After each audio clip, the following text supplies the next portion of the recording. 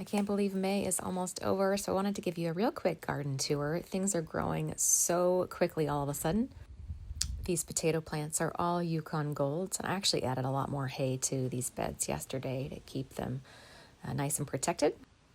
These beds that I made this year with just regular dirt covered by a black fabric and then mulch in the pathways.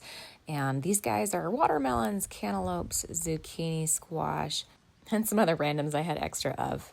My cornfield is not looking too hot, but it's the first cornfield I've ever grown, so I'm happy with it. Fruit trees are doing well, especially that peach tree. And these buckets, I've got rhubarb, blackberries, and some flowers. Carrots did not germinate well, but I do have a few in there. My garlic looks really good, so I'm happy with that. Got another month or so to go on these guys. Got some lovely lettuce here and a bed of spinach. It's about to be too hot for these two, so they won't last much longer.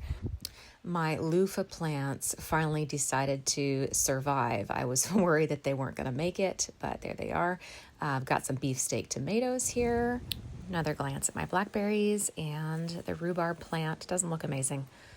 These pepper plants are not thriving, but I just planted them out, so hopefully they'll come too. Same thing with this butternut squash. Only a couple of them germinated, so I put some more seed in there. We'll see what happens.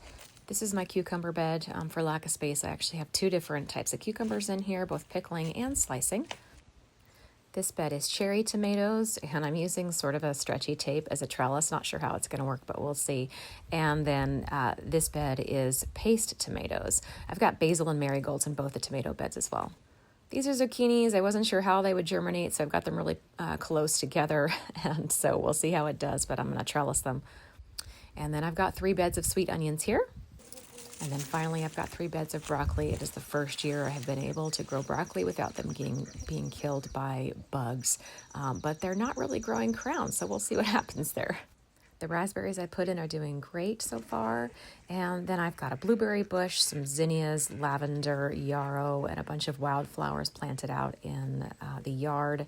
The sunflowers are popping up everywhere. I just scattered sunflower seeds this spring and didn't really even bury them, and they're all coming up. So it's going to be a yard full of flowers, hopefully, by the time we hit July. I can't wait to see what it looks like. I'll hit you up with another garden tour next month to see the progress, but I'm loving being out here every day. This garden's my baby.